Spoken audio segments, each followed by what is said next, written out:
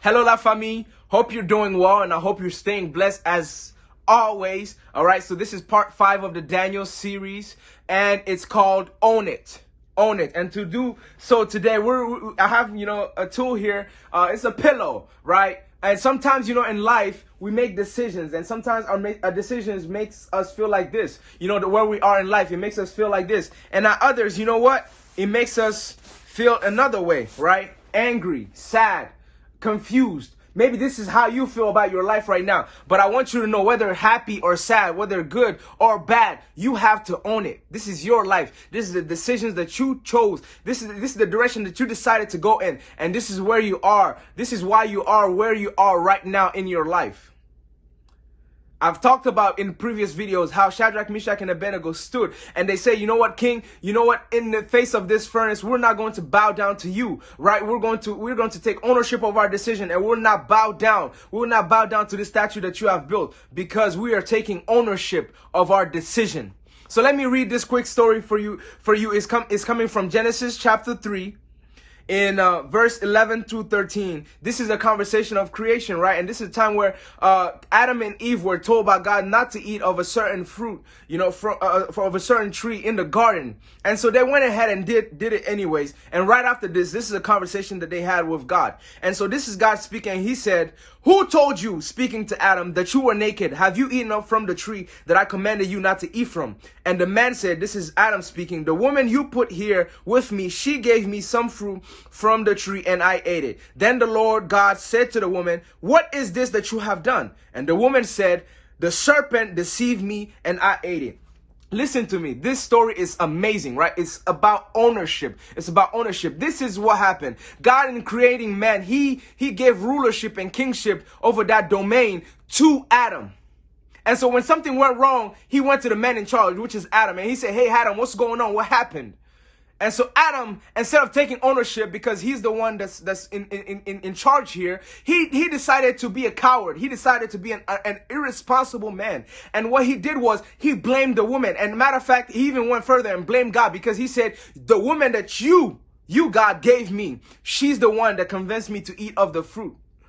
And then, he blamed God. Like, he blamed God. And he said, "That woman that you gave me, it's your fault." In a way, he was blaming God, and he even blamed the woman. And so the moment that he blamed the woman, guess what? God stopped the conversation there with Adam, and he went on to the woman. Because what happened is that the moment that Adam complained and blamed someone else, he gave ownership of that domain. He gave authority of that domain to the woman. It's funny. You may have thought that, the authority, right? The authority that was given to Adam shifted from Adam directly to the serpent. But it wasn't so. Because the moment that Adam, blamed God and blamed the woman, that moment, God didn't deal with Adam any longer, but God went directly to Eve and said, "Hey, Eve, you know what? I talked to the man and he said that you did this. So explain to me what exactly happened, because now you're the woman in authority. You're the woman in charge."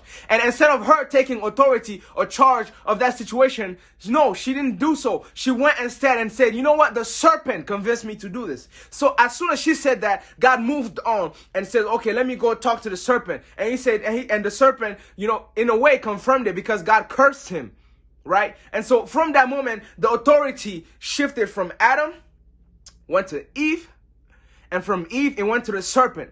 Let me tell you this. Listen to me. The moment that you blame the circumstances, the challenges, your family, your parents, or, everything around you for the life that you're living and the decisions that you have made, guess what? You are an irresponsible person. You are an immature person, and you are blaming others for your mistakes, and you are not taking ownership of your decisions, and your course of action. So you need to take ownership of your life, of your destiny. Hey, maybe if your relationship, didn't work out, right?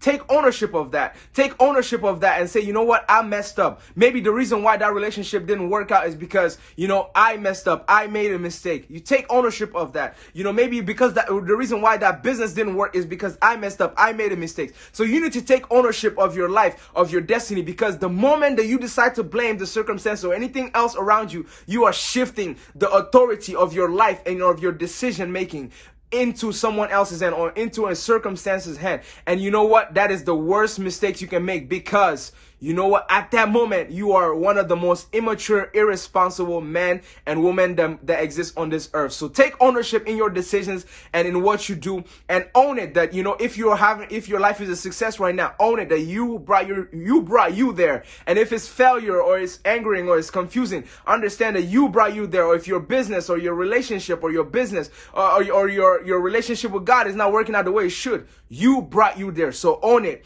Until next time in the Daniel series, and as usual, go and subscribe to the channel on YouTube at Yannick Inspires, and go as well on Instagram and follow me at Yannick Inspires. Until next time.